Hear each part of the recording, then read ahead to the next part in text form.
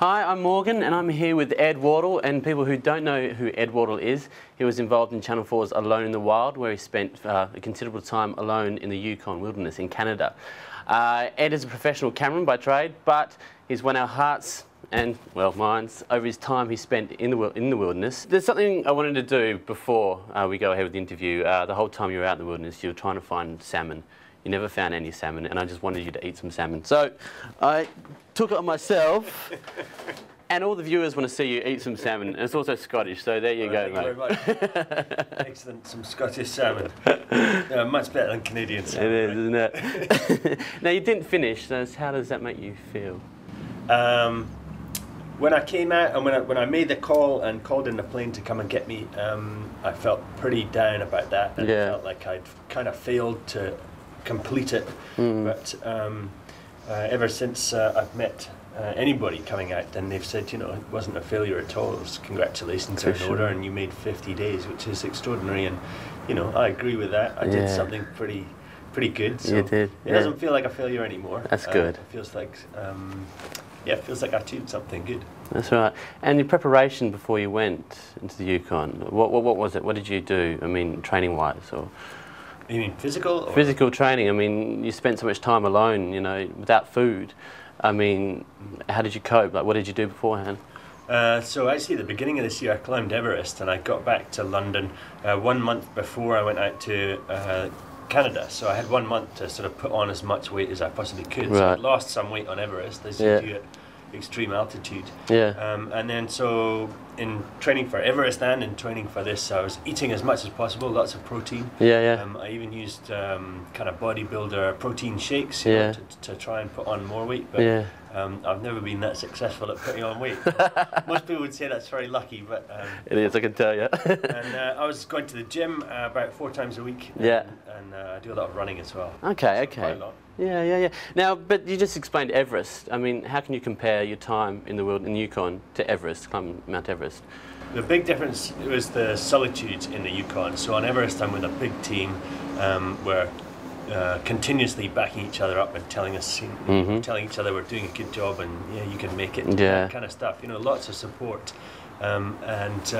Whereas in the Yukon, I was completely alone, so it's far more difficult to manage your expectations. I never knew what was coming next in terms of, you know, the direction I was going in or where my next meal was coming from. On Everest, all the food is carried up there by huge teams of Sherpas, and you know, you have cooks at most of the camps that cook your food for you, and you can be pretty guaranteed that you're going to get your next meal, you know, as long as you make it back to a camp.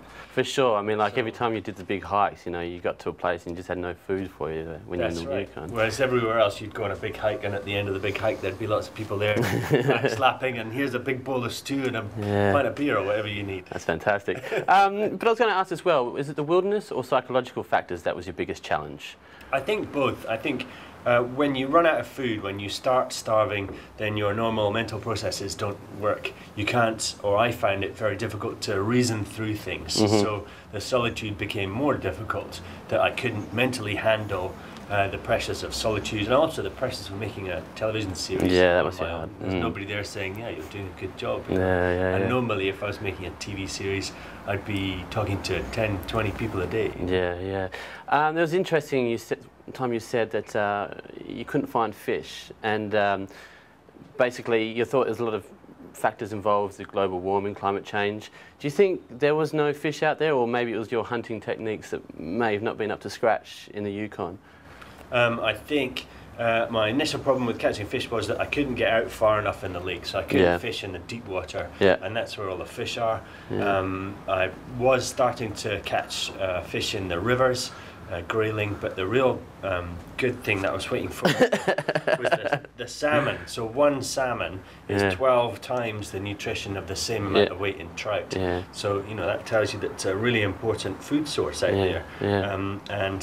There were 2 things that I discovered afterwards, that reasons why the salmon hadn't turned up. One was a relatively warm July, so the water coming out of the lake, going down the river that the salmon were going to swim up was very warm, and so the salmon typically will stay at the bottom of that river in the cool water and wait for it to cool down. So they're probably up there now, but they're particularly late this year. And the other is that the scientists had discovered that it's the lowest salmon count ever coming into that river system. So we're overfishing at sea, we're catching too many salmon at sea, and that means that there aren't many coming up the river. So it's quite sad. Two big factors, but there just weren't any salmon there, you know. And if there were there, I would know. They're big, like this, splashing around, and there are hundreds, thousands of them. Also, like a lot of people said, that you've been quite emotional out there, and I can understand in a way that, you know, you highs and lows, extremes every day.